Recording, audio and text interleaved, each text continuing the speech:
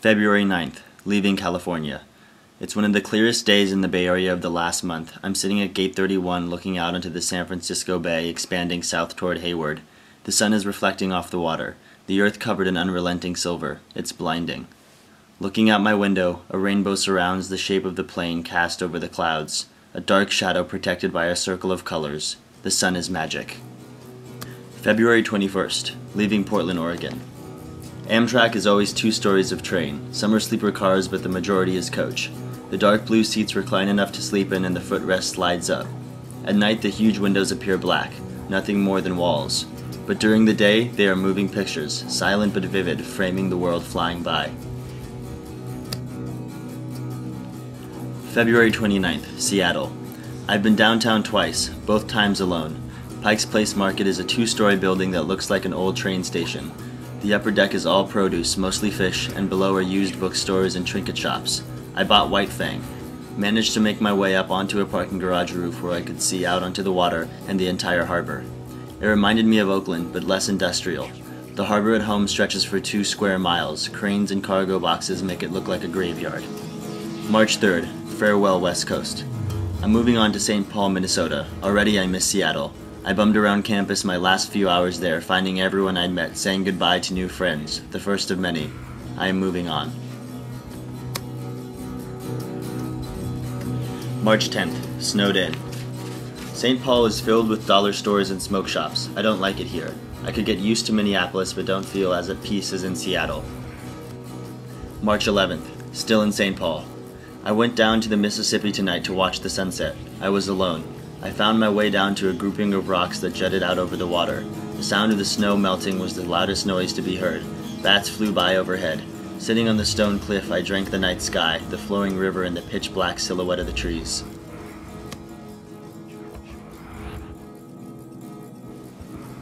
March 14th, collecting Chicago, reviewing Minneapolis. When I arrived in Chicago, hordes of businessmen and women flowed over me. Suffocated by masses, thrilled by the disaster, the city mentally and physically pushes you to prove yourself. At times I've been so frustrated because I can't seem to find food, and then right when you realize that instead of searching for what you want, you have to look at what there is, a great diner, with the kind of coffee that comes in a styrofoam cup.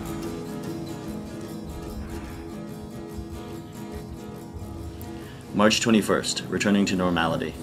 Winter is over. I'm leaving Syracuse and passing through New York countryside on my way to Rhinecliff. I see the toll the winter has taken on the land.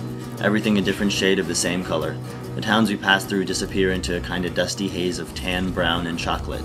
A different kind of vastness, but it reminds me of Montana's sea of snow, where the horizon was thin and pale as a strand of gray hair. March 23rd, Hudson sunset. I am witnessing right now. The sun settling behind the trees and reflecting an unheard of orange over this long, deep river. My notebook is falling apart. Bart is beautiful, all over his woods, stone and water. I think I'll be a riverman when I get old. April 9th, 2 a.m. Went to Williamsburg today. It wasn't how Leah described it. There were a lot of hipsters walking with plenty of gusto, but it was no way overwhelming. I ate lunch at a really good sandwich spot. I made an effort but can't remember the name. Headed to Union Square afterwards and started reading Dubliners while sipping coffee in a sunny overcrowded park. Tables and chairs all green. Not allowed to walk on the grass. It's growing for the summer. I walked to 2nd Street where I ran into Cappy. Had dinner with Brittany in an NYU dining hall later that day. It was on the 2nd floor of a building across from the Union Square, the only place I had been where the students could be distinguished from every other New Yorker. April 16th, Baltimore, Maryland, Goucher. The weather had been amazing the last 3 days, but I haven't gone out much. Life is very slow here and there isn't a lot being done about it. I've been stoned since my birthday, save for the few hours in the morning before people get back from classes. Different from what I've become used to, but relaxing and familiar in a way. The sun burst through the blinds in the morning to light up the room filled with clothes and sweat and ash. Every inch is covered. Leopard print sheets and black and white pictures decorate the walls. A glass table in the middle of the room holds a hookah and reminds me of the Xanax I snorted last night. The sound of chainsaws echo throughout. It is at the same time chaotic and placid.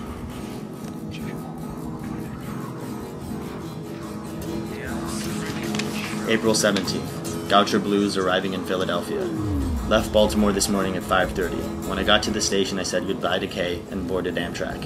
It took me to Philly in an hour, one of the best rides this trip. I watched the sunrise from my window seat. It wasn't like a California sunrise. It wasn't as brilliant or complex. It started as a blood-red sliver appearing over the treetops. As the sun ascended, it turned into a powerful red circle, hanging inches from the earth. Surrounded by a yellow haze and a deep blue sky, the trees remained cloaked in shadow, appearing to stretch forever. April 21st, Krungfest, John Meadows.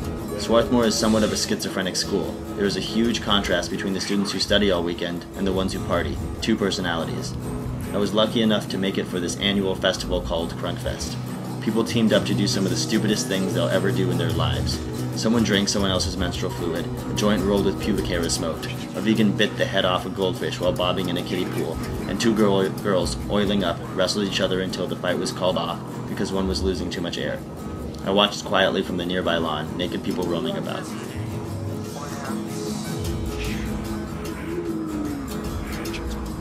April 22nd, Chicago Wanderings.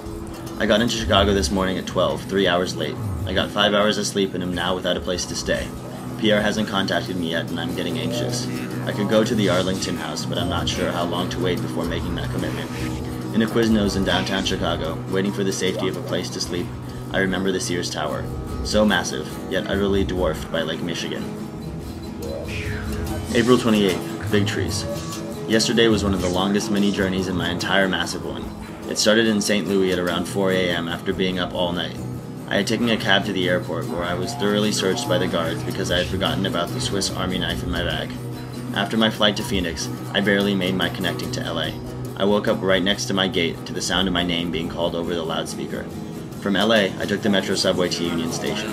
The Metro told me it wouldn't take me to Amtrak. After an intense stress bout, I took a chance and jumped on the next train. At the following stop, I transferred to the right line. LA is full of surprises. At Union Station, I found my train having left 2 minutes prior. I ran to the tracks and a woman in a blue jumpsuit explained I was supposed to get on an Amtrak bus. When I finally got to where I needed to be, the bus was just about to pull away. It then broke down 45 minutes into the trip. I'm in Calaveras now. The massive dark redwoods suggest a primordial existence that penetrates the soul of any living organism. 2,000 years old and I'll be long gone before any of these trees are. We went to the river today and then bought all the food and beer we needed for the next 3 days under the trees. March 1st, rode home. After spending the last 4 days in the woods with Rob, I'm ready to come home. Camping was a smart way to end this trip. Last night, we walked out into the middle of a marsh. There was a wooden walkway that we crossed to get there, our green lantern guiding us through the tall reeds. Lying down, we caught 2 shooting stars between stars between stars. During the day, we explored the surrounding woods. We found fighting sticks and choreographed battles through the dense forest. I'm bringing mine home. Yesterday, down by the river, we scaled a hill that took us to a rocky island. We unloaded our cooler there and laid out on the hot rocks that lined the bank. At night, the campfire brushed our knees. The flickering light highlighted the silhouette of the woods. We were alone our last night, no other campers in the park. When one of us walked to the bathroom, the other was left with a dying fire that illuminated a 10-foot radius. Something waited and looked at me in the dark. If I walked toward it, it would consume me. But why go somewhere no one can follow?